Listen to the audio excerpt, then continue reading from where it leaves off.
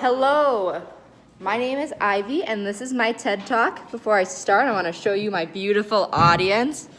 Wow, it's the Kenosha Extension site. How exciting. Okay, so my grandpa died my senior year of high school. He was my first best friend, and he and my grandma had a love story that Nicholas Sparks would be jealous of. They met in high school, were prom king and queen, and spent 60 long, happy years together.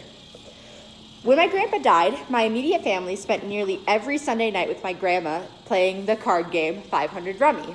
It's a pretty basic game of suits and straights. Basically, you pick up the card and hope that it matches one of the other cards in your hand, and if you do, you play the cards and score points. Other than the wild cards, the only catch to this game is the Queen of Spades.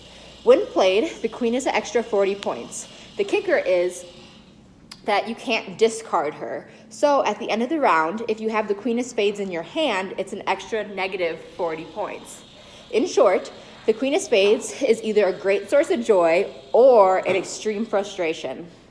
So now that you know the basic rules of the game, we're going to play around. So if Nehemiah would come up, we are going to play one game of Rummy.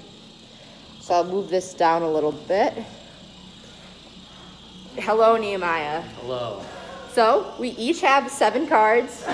Beautiful. And I am going to go first. So I'm going to pick up a card off the discard pile.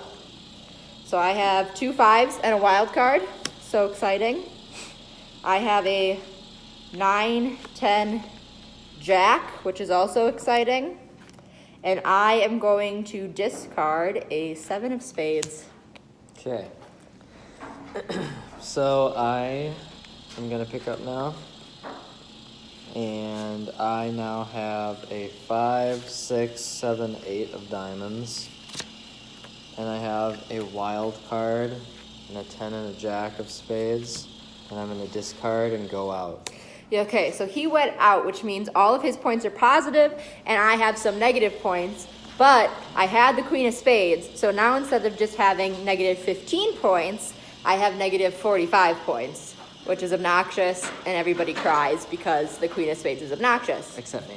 Except Nehemiah, who has like 100 points-ish. So yeah, that's basically how Rummy works. So thank you for your participation. Mm-hmm. It was greatly appreciated. Oh, yeah. So one Sunday night while we were playing, my grandma said something that stuck out to me. She said, "I've come to like the Queen of Spades. She's kind of lucky." Before me sat a heartbroken wife whose greatest desire was to be with her husband. She was living alone for the first time in her life, completely taking care of herself and missing the love of her life. Despite all of that, she could still say, the Queen of Spades is kind of lucky. She didn't let her difficulties get in the way of seeing the bright side. In this life, difficulties can either destroy us or develop us.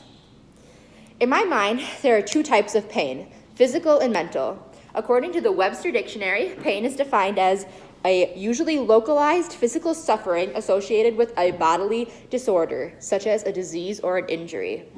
Another definition says it says that typically pain ends with an evasive action, so you do something different so you're no longer in pain. Mental pain, according to Webster, is this: acute mental or emotional distress or suffering or grief. I don't know if acute is an accurate description of pain, but the point is clear: a feeling of distress, suffering, and ache. This is the pain we'll be talking about throughout this TED Talk. So get rid of all the physical pain that I was just talking about. Like, that's completely different. Don't think about it again. We're focusing on mental pain. So now that we know what it is, what are we supposed to do with our pain? Well, first, we could be bitter.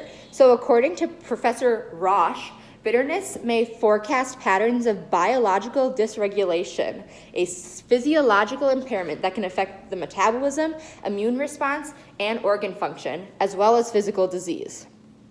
In addition, Psychology Today suggests that harboring bitterness creates or deepens distrust and cynicism. This can lead to hostility, paranoia, and pessimism. These character traits, like being pessimistic or hostile, probably will make people close to you turn away. So I do not think that being bitter is the right answer to dealing with our pain. Instead, we have to use it for good. We have to choose if pain will destroy or develop us. We have the opportunity to redeem our pain if we choose to. But how do we do that? The first, and not necessarily the easiest way, is forgiveness.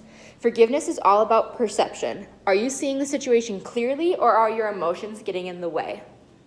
I want to make this clear, though. Your emotions are valid. Emotions are great indicators of the situation, but are horrible at making decisions.